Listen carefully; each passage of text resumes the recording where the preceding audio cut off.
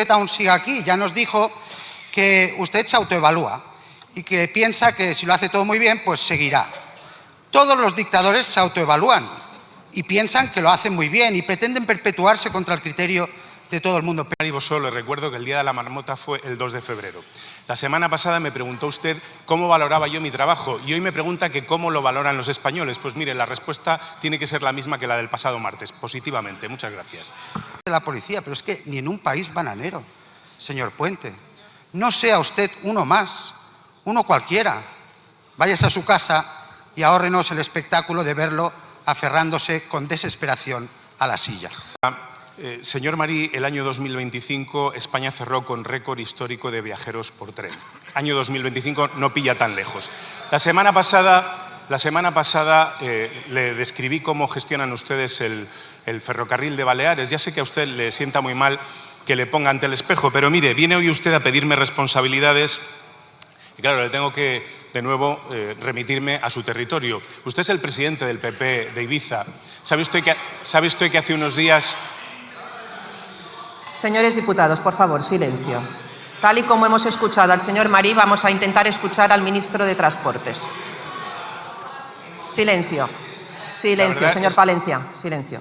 La verdad es que no entiendo cómo una frase que describe un hecho cierto suscita tanta respuesta. A lo mejor no están satisfechos en su grupo con que usted sea el presidente del PP de Ibiza. Pero mire, la semana pasada, como sabe usted, la Audiencia Provincial de Baleares va a sentar en el banquillo al presidente del Consell Insular de Ibiza. Señor Palencia, le llamo al orden por primera vez. Silencio, por favor. El señor Palencia el otro día hizo el ridículo en la Comisión de Transportes y hoy tiene intención de hacerlo también en el Pleno.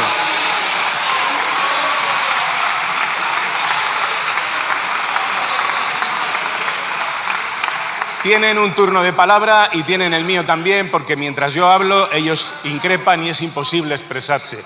Este es el Parlamento español. Son los dueños del cortijo. Este es su cortijo y ellos son los amos. Y aquí tenemos que estar a lo que ellos decidan y a lo que ellos hagan. Pues nada, sigamos así. Venga, sigamos en el cortijo del Partido Popular.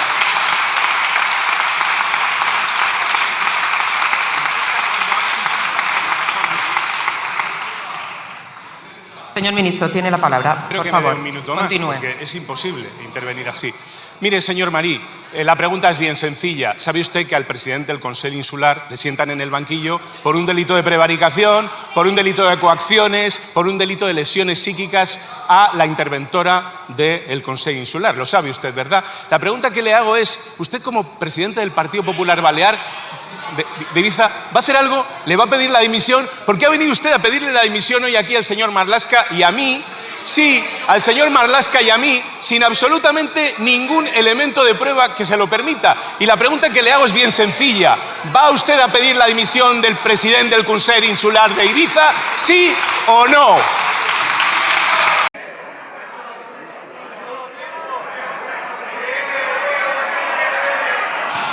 Tiene la palabra. Tiene la palabra. Señor Marí, usted ya ha hecho los dos turnos, las dos intervenciones de la pregunta. Pasamos a la siguiente pregunta. Marí. Señor Marí, si usted quiere pedir la palabra por alusiones, se hace después de la sesión de control, como sabe perfectamente. Ahora estamos en el turno de preguntas. Usted ha acabado su pregunta, ha acabado sus dos turnos y ha acabado su tiempo. Vamos a respetar el reglamento y a esta institución, si es posible. Charlie vomitaría. Yo no tengo miedo, pero mi familia sí. Esto es lo que ha dicho la tripulación. Le pregunto, ¿asume que su gestión, ignorando las advertencias, nos ha traído a esta situación límite, sí o no? Su pregunta y su intervención denota la perversión en la que ustedes han convertido estas sesiones de control. No solo no tienen bastante con su turno, con interrumpirnos durante el nuestro y con pedir un derecho de réplica que no tienen, sino que cambian las preguntas que han formulado. La pregunta que usted ha formulado es ¿cómo hemos llegado a esta situación? Y claro, yo cuando preparaba la respuesta me preguntaba ¿a qué situación se referirá la diputada del Partido Popular? Porque yo me hago muchas preguntas. Por ejemplo... Silencio, señores diputados. Silencio. ¿Cómo hemos llegado a que el jefe de la oposición sea el amigo de un narcotraficante. ¿Se refiere usted a eso? Yo también me hago esas preguntas. Me las hago todos los días, señoría. Esa es la pregunta. Eso es que usted siga siendo ministro con 47 muertos.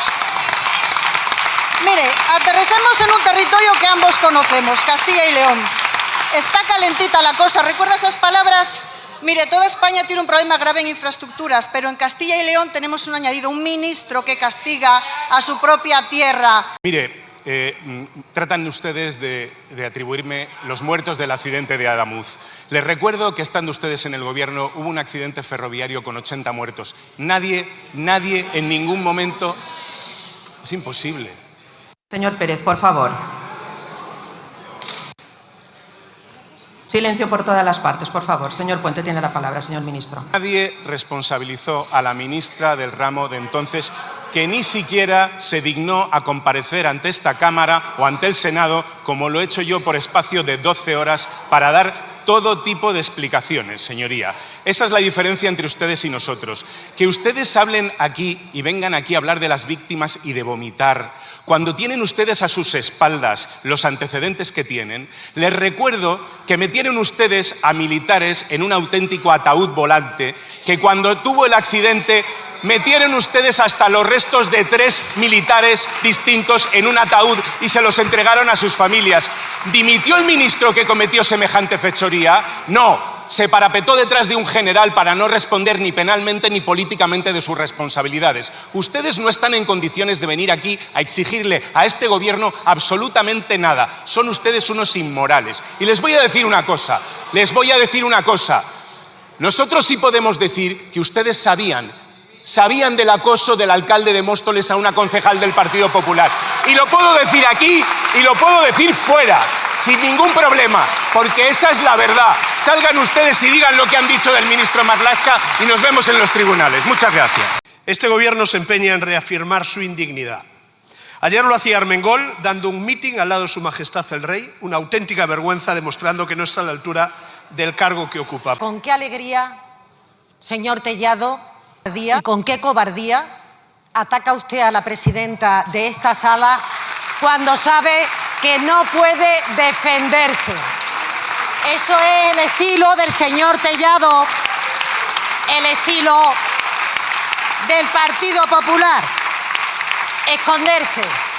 Y se esconden, señor Tellado, porque tienen ustedes, desde luego, mucho que ocultar. Claro, llama la atención que el señor Tellado pregunte en esta sesión por mi responsabilidad al frente del Ministerio de Hacienda.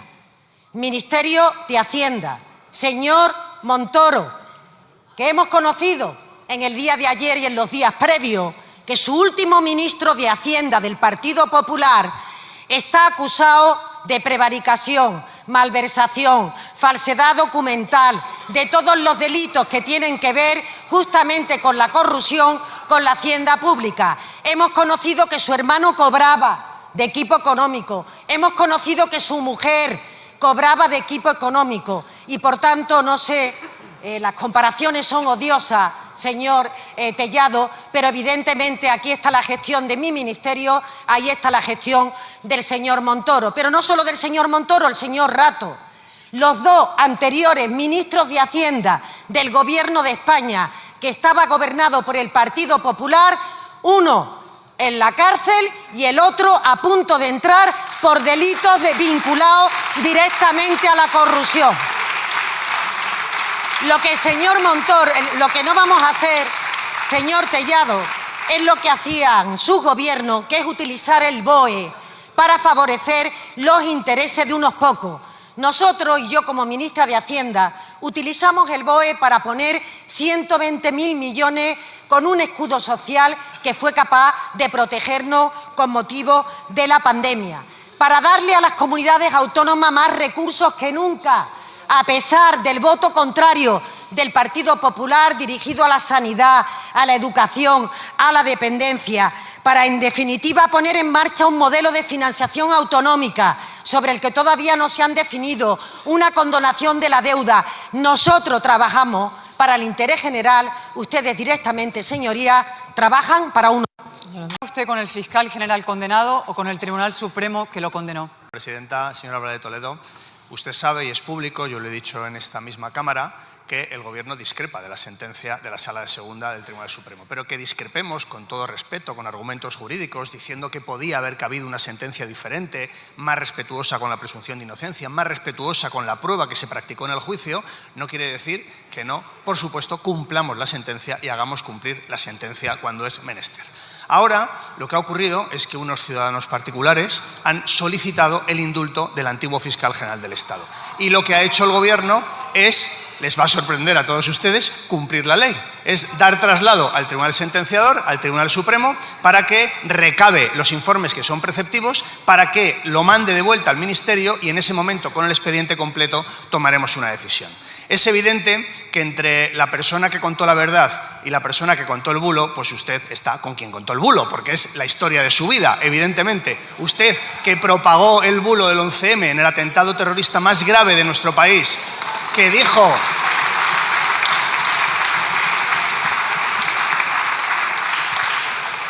por escrito y en multitud de tertulias que el 11M era responsabilidad de Marruecos, del presidente Zapatero, del ministro Rubalcaba, de la Policía Nacional, de la Guardia Civil, del CNI, pues claro, usted, que es la protagonista de ese bulo, pues obviamente este bulo de que era la Fiscalía la que quería el acuerdo y no el delincuente confeso, pues le parecerá peccata minuta. Pero claro, esto es la historia de su vida, yo lo entiendo. El Gobierno, por tanto, está con el Tribunal Supremo, está con la ley y está con los que cuentan la verdad. Siento darle este disgusto. Gracias. Señor Bolaños, usted ataca y presiona al Supremo, y no solamente eso, sino que ahora pretende indultar al condenado fiscal general. 3 en raya: Junqueras, Puigdemont, García Ortiz. Ni un socio sin su delito, ni un delito sin su perdón. Cherokee, el sanchismo se indulta a sí mismo porque el sanchismo se considera la ley. Ahora bien, ustedes tienen pánico, señor Bolaños, se le ve en la cara. Legal. Y todo gracias a Mariano Rajoy.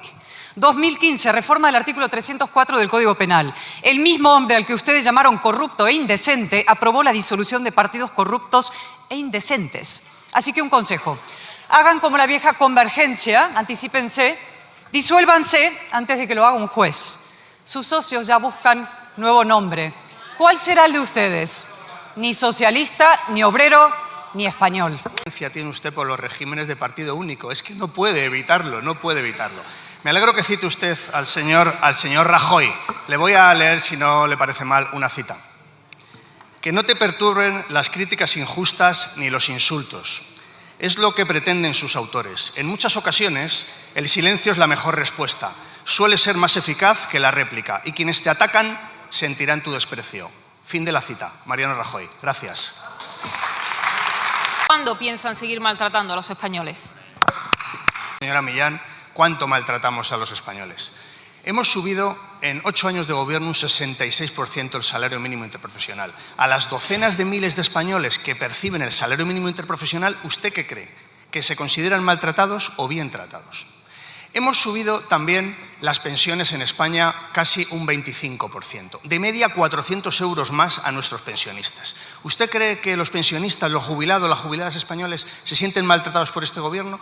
¿Cuántas mentiras hay que contar a los jubilados españoles para decirles que a ellos les va bien que gobierne la derecha y la ultraderecha en este país, que les subía un 0,25 las pensiones? ¿Cuántas mentiras, cuántos programas matutinos de manipulación masiva hay que crear para que los españoles y los jubilados crean que les va bien que ustedes les gobiernen? Hemos aportado más de 1.000 millones de euros más a las becas. ¿Usted cree que los estudiantes que reciben beca se consideran maltratados o bien tratados por el Gobierno de España? ¿Cuánto hay que engañarles para que consideren que la derecha y la ultraderecha es lo que ellos necesitan en la vida para seguir disfrutando de una beca? Y termino con la palabra que usted mencionaba en su pregunta, maltrato, porque claro que hay maltrato en este país. Maltrato machista, maltrato y violencia sexual. ¿Y sabe qué ocurre? Que ustedes lo que hacen es quitarle hierro o simplemente justificarlo. Y ustedes, cuando se lo piden al Partido Popular, pasan por el aro y también quitan hierro a todo lo que significa la violencia machista en este país. Esa es nuestra hoja de servicios y esta es la suya. Gracias. espalda los españoles y sus propios votantes también. Y para evitar la sangría, ustedes han sacado de la manga ahora la prohibición de las redes sociales, eso que usted llama el salvaje oeste. Oiga, el salvaje oeste son los barrios de Barcelona donde no hay un solo español. El tiene Vox es que ustedes responden a sus amos. Claro, a usted las redes sociales le parece que ese salvaje oeste es perfectamente aceptable. ¿Por qué? Porque sus amos son los que crean algoritmos que permiten que en 11 días haya 3 millones de imágenes de desnudos integrales, sobre todo de niñas, y que se cometan delitos en las redes. ¿Y que ustedes a quién defienden? ¿A las familias españolas o a sus amos? Pues defienden a sus amos, a los de los algoritmos trucados. No pueden defender el campo porque sus amos les dicen que hay que defender los aranceles, no pueden defender a los trabajadores españoles porque sus amos hacen reformas laborales para que se trabajen 12 horas al día. Por tanto, ustedes responden a sus amos y veremos qué pasa cuando sus amos dejen de pagarles la fiesta. Gracias. Que los españoles se repite mucho últimamente. Cuando tienen que hacer un trámite en la Seguridad Social y comprar una cita en el mercado negro, se preguntan ¿dónde está mi dinero? Señora presidenta, ¿tienen ustedes ministros de Hacienda a quien preguntarle dónde está el dinero cuando el señor Rato gobernaba? ¿Dónde está el dinero cuando el señor Montoro gobernaba? ¿Dónde está el dinero cuando los ministros del Interior tapaban la destrucción de pruebas, fabricaban pruebas falsas de la policía patriótica? ¿Tienen ustedes mucho que decir en este sentido? O también que usted explique los sobresueldos que cobraban Andalucía por encima del salario público que tenía asignado. En cualquier caso, usted me preguntaba sobre cómo había cambiado la vida de la gente desde la llegada del señor Sánchez, y se lo voy a explicar. Mire, la pensión media con el Partido Popular tenía unos indicadores, tenía un valor en el que ahora hay 500 euros más al mes al pensionista por la revalorización de sus pensiones, con su voto en contra. 3 millones más de empleos que cuando gobernaba el Partido Popular.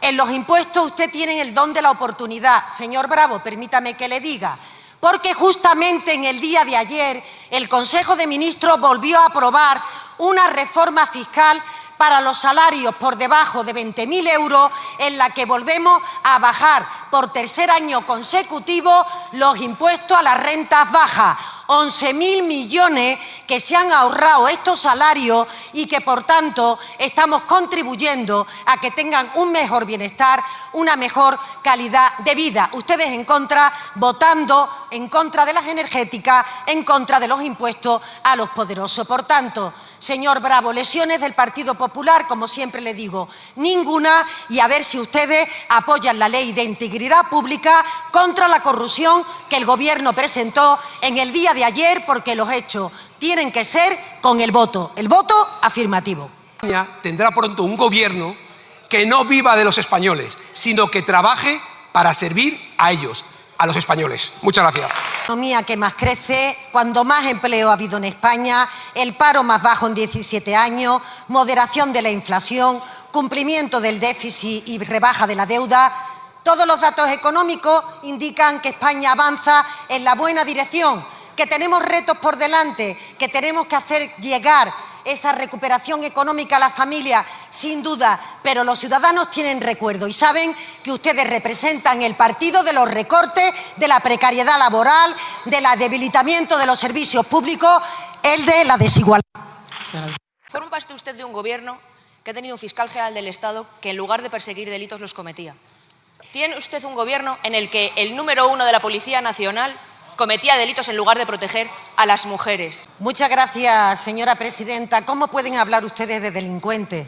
Señora Muñoz, cuando el Partido Popular, y todo el mundo lo sabe, ha tenido delincuentes en el Gobierno que actualmente están en la cárcel, ministros del Gobierno de España, altos cargos de su partido han tenido también y han sido juzgados por delito y también están en la cárcel, sino que se lo pregunten al señor Rato y al señor Bárcena, y permanentemente ustedes con la corrupción actúan igual. Intentan reprochar los casos de corrupción al adversario político y ustedes no hacen nada con los casos de corrupción que tienen en su partido, que siguen teniendo personas imputadas en las instituciones. Pero verá, señora Muñoz, usted me preguntaba por la responsabilidad de este Gobierno.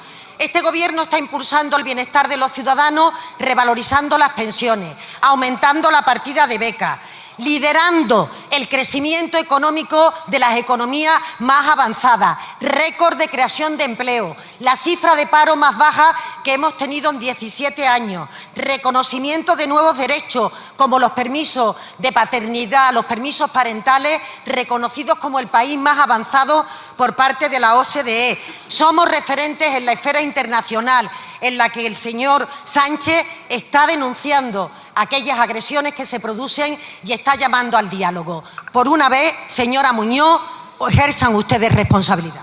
La mano derecha de Marlaska en Interior presuntamente ha violado a una subordinada. Sabemos que lo conocían y que ha cesado y ha sido dimitido única y exclusivamente porque ha salido a la luz, no por lo que ha hecho. Señora vicepresidenta, usted vicepreside un Consejo de Ministros en el que el señor Marlaska todavía es ministro. ¿Dónde queda su responsabilidad? Muchas gracias. La atención, señora Muñoz, es que ustedes, como siempre, utilicen una doble moral. Cuando ocurre algún caso, o bien de abuso, agresión, presuntamente, sobre una persona, sobre una mujer que pertenezca o que esté relacionado con la esfera del gobierno, ustedes se rajan la vestidura.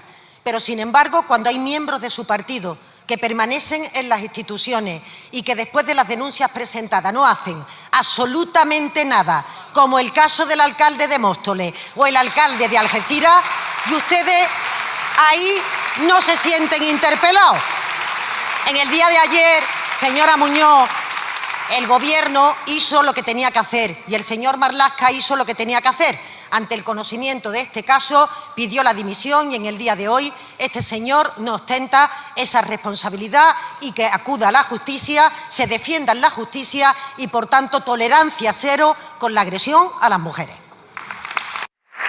Hasta aquí hemos llegado. Usted no puede estar sentado ahí ni un minuto más, no puede estar ni un minuto más al frente de ese ministerio. Por respeto a las mujeres, por respeto a las víctimas de violencia de género, por respeto a las fuerzas y cuerpos de seguridad del Estado. Guardiola, los hechos denunciados por la víctima respecto al antiguo director adjunto operativo son de tal gravedad que, conocidos, inmediatamente se exigió su renuncia y, si no, su dimisión.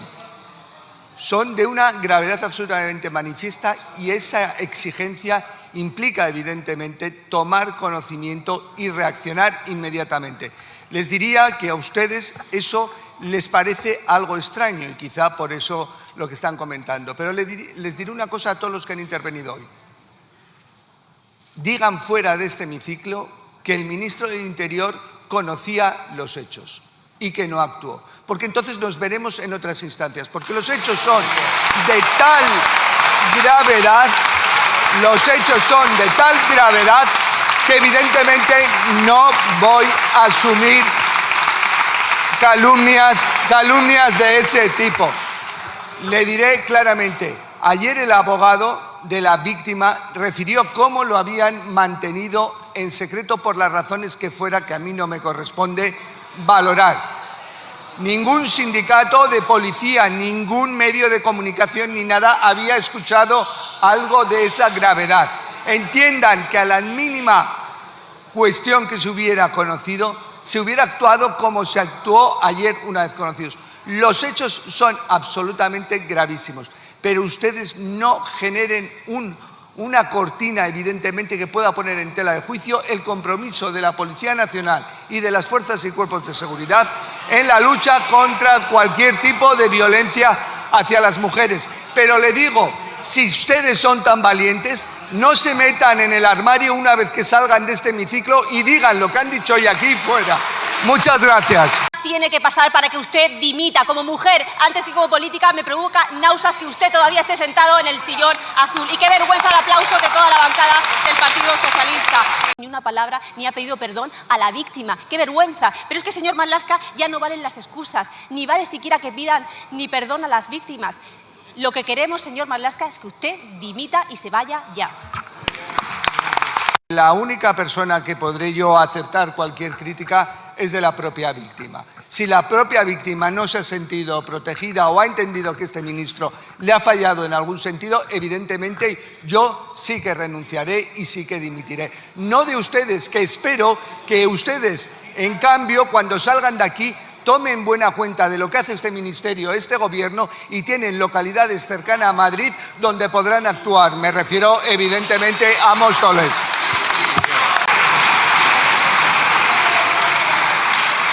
Muchas gracias, señor ministro. La última pregunta. Señores diputados. Señores diputados del Grupo Popular. Señores diputados y diputadas del Grupo Popular. Dejen de maltratar el mobiliario de la casa y la imagen de esta institución. La última pregunta.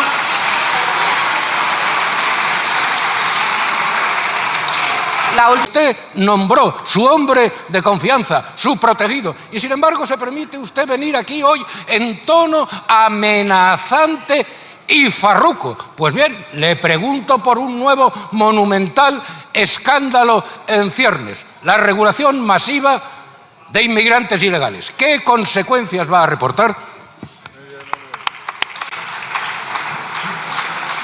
Solo espero de que ustedes sean capaces que ante hechos tan graves como los de ayer y los imputados al director adjunto operativo puedan actuar de la misma forma y con la misma contundencia. Eso será que realmente les importa y les preocupa las violencias y las violencias hacia las mujeres. Y en segundo lugar, ¿qué es lo que va a tratar y va a referir el proceso de regularización de un número importante de inmigrantes en situación de irregularidad en España? Pues evidentemente donde hay explotación, donde hay vulnerabilidad, donde hay inestabilidad, desde luego que vuelva a haber lo que tiene que haber: derechos y protección de los más vulnerables, lo cual no es contradictorio contra la lucha contra las mafias y contra quienes trafican con seres humanos y contra la migración irregular, donde estamos consiguiendo un descenso de más de un 60%, salvando vidas y evidentemente desmantelando redes criminales. Muchas gracias. Ministro, déjese de demagogia y monsergas. Este proceso va a acarrear consecuencias sociales y de seguridad muy graves, porque no van a ser 500.000, ni siquiera 840.000, como dicen otras fuentes. Van a ser entre 2 y 3 millones de personas una vez que los ahora regularizados pongan en marcha sus procesos de reagrupación. No, le voy a explicar qué es lo único que le interesa a Pedro Sánchez de la educación. Cuando puede enriquecer a la pentaimputada Begoña Gómez dirigiendo una cátedra cuando no ha pasado nunca por la universidad, sino ha sido a trincar. Y la pregunta es, después de que Pilar Alegría silenciara orgías y se fuera de comilona con Salazar, ¿a usted qué le toca? ¿Segarle la hierba al señor García Paje por señalar lo que todos vemos? Que Sánchez quiere acabar con el PSOE porque no les ha perdonado que le echaran de su sede hace unos cuantos años. Gracias. Gracias, presidenta. Yo comprendo que hoy no es buen día para hablar de educación aquí en la Comunidad de Madrid, pero le voy a decir una cosa, señor de los Santos, que nos conocemos de hace tiempo. Para hablar de educación lo primero que hay que hacer es practicarla, y usted la practica poco.